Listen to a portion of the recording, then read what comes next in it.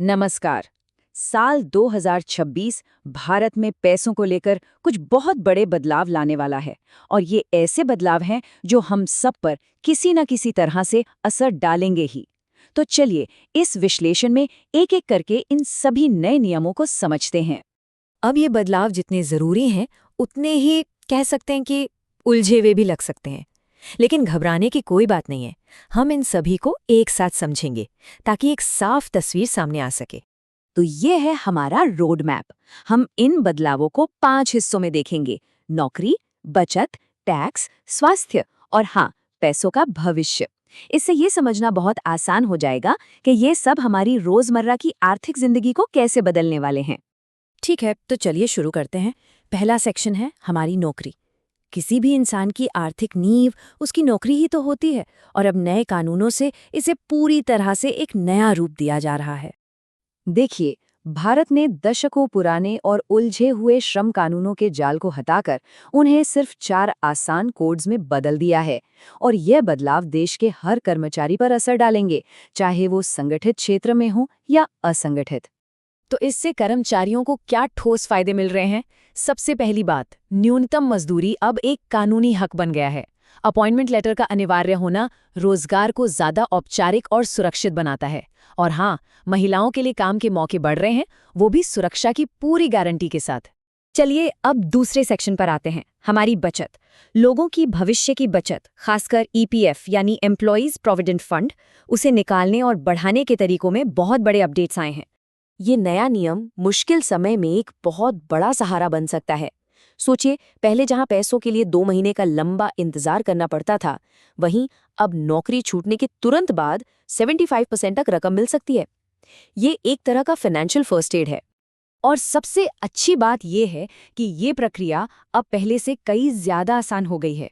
बस कुछ ही क्लिक्स में ऑनलाइन क्लेम सबमिट हो जाता है, जिससे पूरी प्रोसेस हर किसी के लिए पारदर्शी और आसान बन गई है।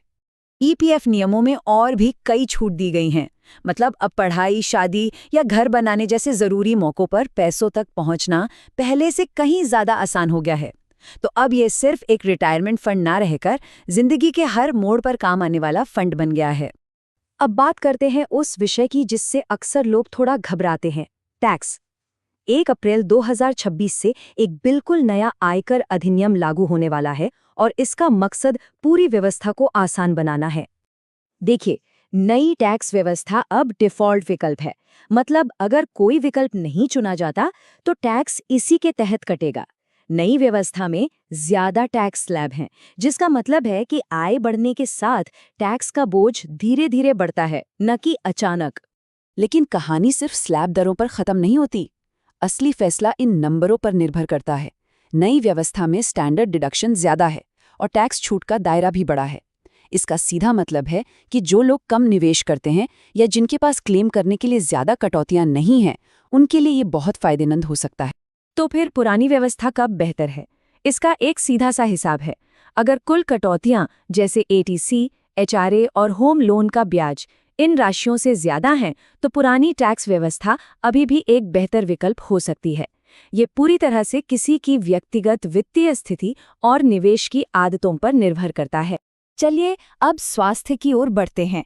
बीमा नियामक IRDAI ने उपभोक्ताओं के पक्ष में कई बड़े अपडेट किए हैं, जो स्वास्थ्य बीमा को पहले से कहीं बेहतर बना रहे हैं। ये एक जबरदस्त और ऐतिहासिक बदलाव है। अब बीमा कंपनियां किसी की उम्र के आधार पर नई स्वास्थ्य बीमा पॉलिसी देने से मना नहीं कर सकती। इसका मतलब है कि हर उम्र का व्यक्ति, चाहे वो वरिष्ठ नागरिक ही क्यों ना हो, अपने लिए स्वास्थ्य सुरक्षा खरीद सकता है।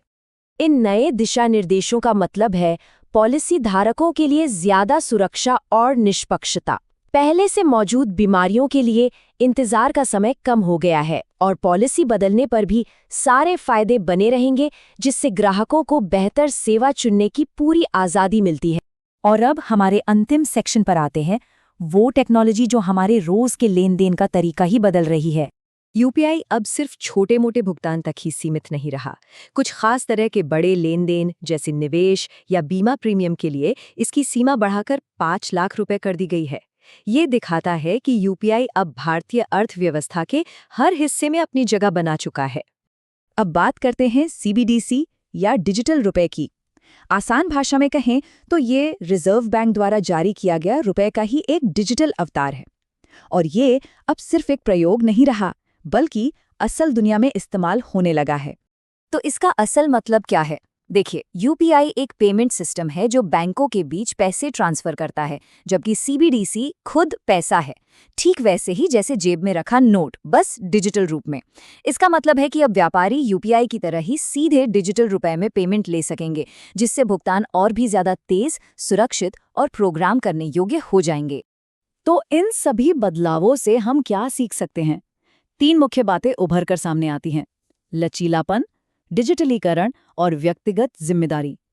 नियम हमें ज्यादा विकल्प और आज़ादी दे रहे हैं, लेकिन इन विकल्पों का सही इस्तेमाल करने के लिए हमें जागरूक और सूचित रहना होगा।